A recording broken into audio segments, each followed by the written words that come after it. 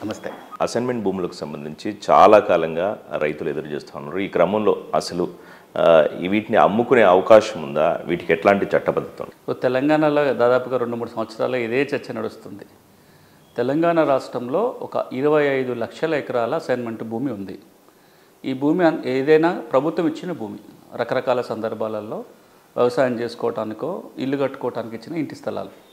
ఇది ఎప్పుడు నిజాం పరిపాలనలో వచ్చినవి ఉన్నాయి, హైదరాబాద్ రాష్ట్రంగా ఉన్నప్పుడు ఇచ్చినవి ఉన్నాయి, ఉమ్మడి రాష్ట్రంలో ఇచ్చిన భూములు ఉన్నాయి. తెలంగాణ రాష్ట్రం ఏర్పడిన తర్వాత కూడా కొంత భూమి పంపిణీ జరిగింది, ఎస్సీ కార్పొరేషన్ ద్వారా కావచ్చు. మనము కొంత భూమినేమో ప్రభుత్వ భూమిని ఇచ్చినవి ఉన్నాయి, కొంత సీలింగ్ మిగులు భూములు తీసుకొని ఇచ్చారు. అంటే ఒక కుటుంబానికి ఎంత భూమి ఉండాలో నిర్ధారణ చేసి అంతకంటే ఎక్కువ ఉంటే ఆ భూమి తీసుకొని పేదలకు పంచిచ్చారు. అదే మనం సీలింగ్ పట్టాలు అంటాం, సీలింగ్ మిగులు భూమి అంటాం. మూడవది భూదాన ఉద్యమం తెలంగాణ నుంచి ఆరంభమైంది. అది 75 ఏళ్ళు అవుతుంది ఆ ఉద్యమం ఆరంభమై. ఆ ఉద్యమంలో భాగంగా ఎవరైతే దానంగా వచ్చిన భూమి ఉంటుందో 1,70,00,000 ఎకరాల భూమి, 1,75,00,000 ఎకరాల భూమి దానంగా వస్తే అందులో ఒక 96,000 ఎకరాల భూమి పేదలకు పంచి ఇచ్చారు. ఇవి 3 ప్రధానమైన, అంటే సీలింగ్ పట్టాలు కావచ్చు, భూదాన పట్టాలు కావచ్చు, ప్రభుత్వ భూములు ఇచ్చిన ఈ పట్టాలు కావచ్చు. వీటి ఏవైనా కానీ 1977లో చట్టం వచ్చింది. ఈ భూములు ఏవి కూడా అమ్మటానికి వీలు లేదన్న చట్టం 1977లో వచ్చింది. దానికి ఒక నేపథ్యం ఉంది.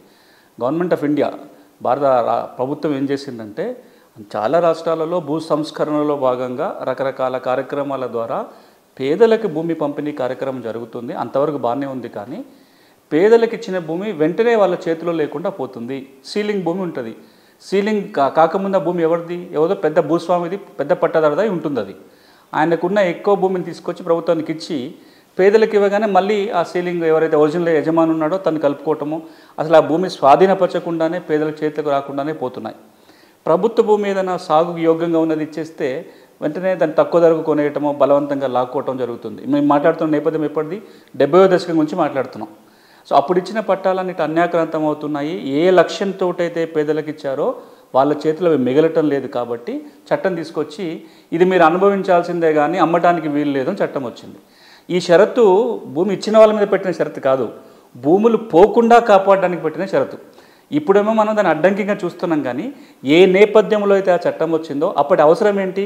ఇట్లాంటి నిబంధన ఉంటే, ఇట్లాంటి అడ్డుకట్ట, ఇలాంటి ఒక గోడ నిర్మాణం జరిగితే ఎవరైనా సరే ఈ పేదలకు ఇచ్చిన భూములని బలవంతంగా లాక్కోకుండా లేదా కొనుక్కోకుండా ఉంటుందనే ఉద్దేశంతో వచ్చింది. ఆ చట్టం ఈ రోజు వరకు కూడా అమల్లోనే ఉంది. ఉమ్మడి ఆంధ్రప్రదేశ్లో అమల్లో ఉంది. తెలంగాణ రాష్ట్రం ఏర్పడిన తర్వాత ఆ చట్టాన్ని తెలంగాణ అడాప్ట్ చేసుకుంది. ఈ రోజున చట్టం కొనసాగుతుంది. ఈ చట్టం ఇంత ఉపద్ఘాతం ఎందుకు చెప్పానంటే మీరు అడిగిన ప్రశ్నకి కొంత నేపథ్యం ఉంటే స్పష్టంగా అర్థమవుతుందని చెప్పాను. ఈ రోజున ఉన్న పిఓటి చట్టం, ఇప్పుడు ఇది మాట్లాడుతున్న చట్టమే పిఓటి చట్టం అంటాం, లేదా 9/77 చట్టం అంటాం. దాని పూర్తి పేరు అసైన్మెంట్ భూముల బదలాయింపు నిషేధ చట్టం. ఈ చట్ట ప్రకారం అసైన్మెంట్ భూములు అమ్ముకోవటానికి వీలు లేదు. కానీ ఇప్పుడు ఎందుకు సమస్య వస్తుందంటే అప్పుడు నేపథ్యం వేరు.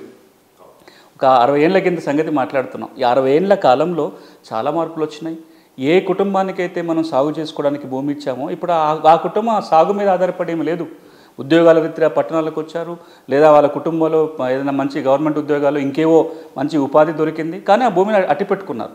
ఇప్పుడు వాళ్ళు ఎవరు ఆ భూమిని సాగు చేసుకునే పరిస్థితి లేదు. వాళ్ళు కౌలుకి ఇవ్వాలనుకుంటున్నారు, లేదా ఎవరికో పాలకి ఇవ్వాలనుకుంటున్నారు, లేదా దాన్ని వ్యవసాయేతర భూమిగా మార్చి ప్లాట్ల కింద మార్చి ₹4 డబ్బులు చేసుకోవాలనుకుంటున్నారు.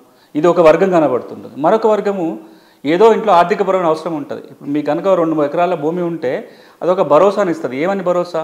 నాకు ఎప్పుడన్నా ఆర్థికంగా ఇబ్బంది వస్తే నాకు భూమి ఉంది లేదు ఇంత తాకట్టు పెట్టుకుని డబ్బులు తెచ్చుకోవచ్చు, లేదా మా అంటే నాకు ఉన్న దాంట్లో 1 ఎకరం అమ్ముకున్నా నేను ఆరోగ్యం బాగా చేసుకోవటమో, ఇంట్లో పెళ్లి ఖర్చులో, లేకపోతే ఇంకో ఇల్లు కట్టుకోవడానికి ఉపయోగపడుతున్న ఒక భరోసా నీకు పట్టా భూమి ఉంటే ఉంటుంది. అసైన్మెంట్ భూమి ఉంటే ఇప్పుడు ఆ భరోసా రాదు. ఎందుకంటే మీరు ఎప్పుడూ అమ్ముకోవడానికి వీలు లేదు కాబట్టి అలాంటి భరోసా కలగటం లేదు. ఇక మూడోది ఏంటంటే ఇప్పుడు మీరు చూడండి, ఒకప్పుడు భూముల విలువలు వేరు, ఇప్పుడు మారిన భూమి విలువలు వేరు. అప్పుడున్న విలువకి 50,000 30,000 ఉంటేనే చాలా ఎక్కువ రేటుగా కనపడేది. ఈ రోజున భూమి కోట్లలకు వెళ్ళిపోయింది. ఇక్కడ అసైన్మెంట్ భూమి ఉంటే పక్కన భూమి కోట్ల రూపాయల విలువ చేస్తుంది, వాళ్ళు ఆర్థికంగా ఎదగడానికి అవకాశం వస్తుంది. ఇక్కడున్న భూమి ఏమో అది వేలల్లో కూడా లక్షలలో కూడా అమ్ముడుపోయే పరిస్థితి లేదు. ఈ అన్నిటి నేపథ్యంలో గడిచిన 2-3 సంవత్సరాలుగా ఒక పెద్ద ఎత్తున చర్చ ఏంటంటే అసైన్మెంట్ భూములకు కూడా పూర్తి పట్టాకులు ఇవ్వాలి అనే ఒక డిమాండ్ వస్తుంది. కాంగ్రెస్ పార్టీ అధికారంలో ఉన్న పార్టీ మేనిఫెస్టోలో కూడా అంశాన్ని చేర్చారు, అసైన్మెంట్ భూములకు పూర్తి పట్టాకులు ఇస్తామని. ప్రస్తుతానికైతే అమ్ముకోవడానికి వీలు లేదని చట్టం. సరే, మీరన్నట్టు సరే ఈ భూమికి డిమాండ్ పెరిగింది, అసైన్మెంట్ ల్యాండ్ కూడా ఎక్కువనే ఉంది. సో ఈ క్రమంలో గవర్నమెంట్ ఏ విధంగా స్పందించవచ్చు? ఒకవేళ ఇప్పుడు అమ్మకాల కొనుగోలు ఆల్రెడీ అయిపోయింది, చాలా సంవత్సరాలు అయిపోయింది, ఏ విధంగా స్పందించవచ్చు? శరత్ గారు, ఇప్పుడు మనం అసైన్మెంట్ భూమి ఎవరి చేతిలో ఉందో చూడాలి. మీరు అడిగిన ప్రశ్నకి ప్రభుత్వం ఏం చేయాలి అనే ఆలోచన సమాధానం వెతికే ముందు అసలు ఇప్పుడు ఆ భూమి ఎవరి చేతిలో ఉంది మనం బ్రాడ్గా కేటగరైజ్ చేసి చూస్తే కనుక కొంత భూమి ఇంకా అసైన్ చేతిలోనే ఉంది. ఎవరికైతే ఇచ్చారో వాళ్ళు కానీ వాళ్ళ వారసుల చేతిలో ఉంది భూమి, అది కొంత భూమి. మరి కొంత భూమి పేదలే కొనుగోలు చేశారంట. కొన్న వాళ్ళు కూడా భూమి లేని పేదవాళ్ళే. 5 ఎకరాల లోపల ఉన్న వాళ్ళని మనం భూమి లేని పేదవాళ్ళ కింద ట్రీట్ చేస్తాం. అంటే 5 ఎకరాల లోపల ఉండి అసలు భూమి లేకుండా అన్నా కానీ, లేదా ఉంటే కూడా 5 ఎకరాల డ్రై ల్యాండ్ 2.5 ఎకరాల వెట్ ల్యాండ్ కంటే లోపల ఉంటే వాళ్ళని భూమి లేని వాళ్ళు అంటాము. వాళ్ళకి వేరే జీవనాధారం లేకపోతే పేద కుటుంబం కింద పరిగణించాల్సి వస్తుంది. అలాంటి వాళ్ళు కొనుక్కున్న సందర్భాలు కూడా ఉన్నాయి. ఇది రెండో కేటగిరీ. ఇక మూడో కేటగిరీ ఏంటంటే పేదవాళ్ళు కాని వాళ్ళు కొనుగోలు చేశారు. వాళ్ళు ల్యాండ్లెస్ పూర్ కేటగిరీ రాదు, కొన్నారు. ఇది మూడో కేటగిరీ. ఈ మూడో కేటగిరీలో 2 రకాలు ఉన్నాయి. ఒకటి కొనుగోలు చేసి ఇంకా వ్యవసాయానికి వాడుతున్న వాళ్ళు ఉన్నారు. కొనుగోలు చేసి నాన్ అగ్రికల్చర్గా మారిపోయింది, లేఅవుట్లు వేసి ప్లాట్లు వేసి అమ్మేశారు.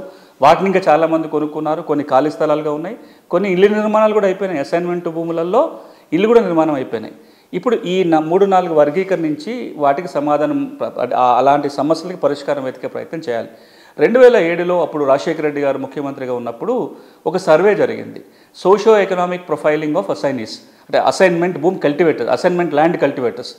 ఇది ఎవరంటే ఈ రోజున అసైన్మెంట్ భూమి ఎవరైతే సాగు చేసుకుంటున్నారో వారి యొక్క సామాజిక ఆర్థిక పరిస్థితులు ఏంటి అని సర్వే చేశారు. అంటే ఈ అసైన్ చేతిలోనే ఉన్నాయా, ఒకవేళ కొనుగోలు వేరే చేతులు మారి ఉంటే ఎవరి చేతిలో ఉన్నాయి, పేదోళ్ళ చేతులు ఉన్నాయా, పెద్దోళ్ళ చేతిలో ఉన్నాయి సర్వే చేస్తే నాకు జ్ఞాపకం ఉండి అప్పుడున్న లెక్కల ప్రకారము 25 లక్షల ఎకరాల తెలంగాణ భూములలో 5 లక్షల ఎకరాలకు పైగా చేతులు మారింది అనేది ఎప్పుడు అంచనా? 2007లో అధికారిక అంచనా. ఈ రోజున ఆ ఫిగర్ చాలా ఇంకా ఎక్కువ ఉండే అవకాశం ఉంది. ఇది ఒక అంశం.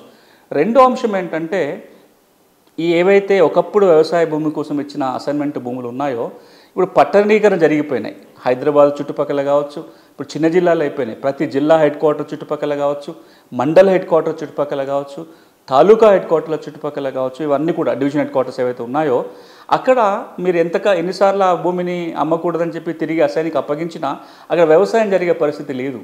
ఇంటి స్థలాలకు వాడుకోవటం, నాన్ అగ్రికల్చర్కి వాడటం తప్ప. దీన్ని దృష్టిలో పెట్టుకొని 2007లోనే ఒక సవరణ వచ్చింది, చట్ట సవరణ.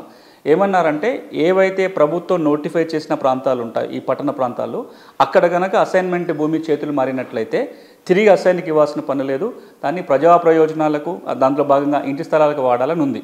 ఇప్పుడు మనము ఈ సమస్యకు పరిష్కారం వెతికేటప్పుడు పేదవాళ్ళు కొనుక్కుంటే ఏం చేయాలి, పేదవాళ్ళు కాని వాళ్ళు కొనుగోలు చేస్తే ఏం చేయాలి, దాని యూసేజ్ మారిపోయినప్పుడు ఎట్లాంటి చర్య తీసుకోవాలనే ఆలోచన చేయాలి.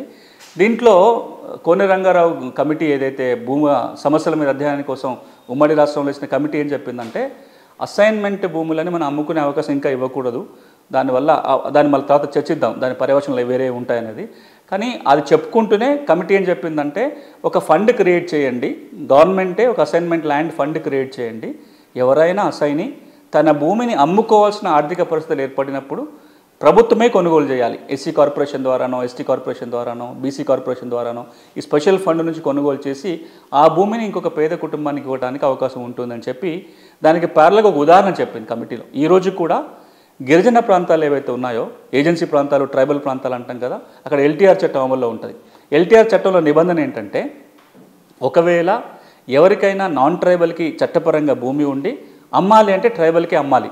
మరి ట్రైబల్ కొనడానికి ముందు రాకపోతే ఏం చేయాలి అంటే ప్రభుత్వమే కొనుగోలు చేయాలి అని నిబంధన ఉంది. మరి రేట్ ఎట్లా నిర్ధారిస్తారు? భూసేకరణలో ఏ రేటు ఉంటే ఆ రేటు ప్రకారం భూములు కొనాలని నిబంధన ఉంది. అలాంటి నిబంధననే అసైన్మెంట్ భూములు కూడా పెట్టాలని అప్పుడు ప్రతిపాదన. కానీ ఇప్పుడు కాలం మారిపోయింది, ఇంకొక 18 ఏళ్ళు గడిచిపోయినాయి కమిటీ రిపోర్ట్ వచ్చి కూడా. చాలా రాష్ట్రాలలో భిన్నమైన నిర్ణయాలు వచ్చిన నేపథ్యంలో పూర్తి పట్టా హక్కులు కావాలని డిమాండ్ వస్తుంది. అంటే అసైన్మెంట్ భూములకి కూడా పట్టా భూముల మీద ఎట్లాంటి అయితే సర్వ హక్కులు ఉంటాయో దాన్ని వినియోగించుకోవటానికో, అమ్ముకోవటానికో, నాలా కింద మార్చుకోవటానికో అన్ని రకాల హక్కులు పట్టా భూమికి ఉంటాయి.